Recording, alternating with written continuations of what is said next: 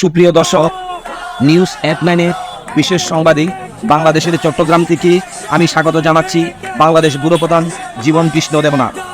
চট্টগ্রাম বিশ্ববিদ্যালয়ের ভিসির পদত্যাগের দাবিতে উত্তাল পুরো চট্টগ্রাম, অবরুদ্ধ সব জায়গায়, মূল ফটকে তালা দিয়ে ভিসি আবু তাহেরের পদত্যাগের দাবিতে সকাল থেকে চলছে বিক্ষুব্ধ ছাত্রদের আন্দোলন। তাদের একটাই দাবি, ভিসিকে পদত্যাগ করতে হবে, সেই সাথে ভিসি সহ সবাইকে পদত্যাগ করার জোর দাবি জানিয়েছেন তারা। এদিকে চট্টগ্রাম বিশ্ববিদ্যালয়ের এফ রহমান হল থেকে অস্ত্র নিয়ে বের হওয়ার সময় শিক্ষার্থীদের হাতে এক যুবক আটক হয়েছে। সে নিজেকে দাউদ সালমান নামে পরিচয় দিয়েছে এবং বিশ্ববিদ্যালয়ের সমাজতত্ত্ব বিভাগের 2013-14 শিক্ষাবর্ষের শিক্ষার্থী হিসেবে জানিয়েছে।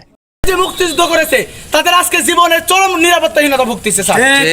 আমরা রাতে ক্যাম্পাস পাহারা দিচ্ছি, দিনে ক্যাম্পাস পাহারা দিচ্ছি, কিন্তু দেখেন আর গতকালকে আপনারা দেখেছেন আমাদের খান তালাত মাহমুদ রাফি সহ সমন্বয়ক কেন্দ্রীয়, তাকে হামলার জন্য তারপর হামলা করা হয়েছে।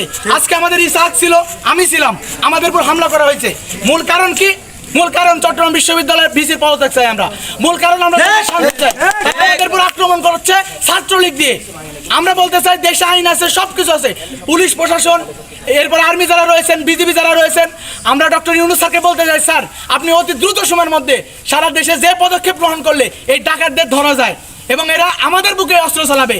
আপনি আজকে কেবলমাত্র হয়তো আমাদের আবু সাইদের কবর জিয়ারত করে আসছেন, আপনি বিশ্বাস করেন এই স্বৈরাচারের দোসর এবং যারা এই খুনিদেরকে যদি আপনি দ্রুত গ্রেপ্তারের ব্যবস্থা না করেন তাহলে আপনি অনেক আবু সাইদের কবর আপনাকে জিয়ারত করতে হবে। ক্যাম্পাসে আমরা ঢুকতে দেব না, বেসিকে এই ক্যাম্পাসে আর কোনো কার্যক্রমে আমরা চালাতে দেব না। আগামীকাল আমরা বিসির কুশপত্র লিখে আমরা দাহ করব। এর পরবর্তীতে যদি বিসি এরপরও পদত্যাগ না করে, কিন্তু তার কিছুই করার না, সে ক্যাম্পাসে আসতে পারবে না।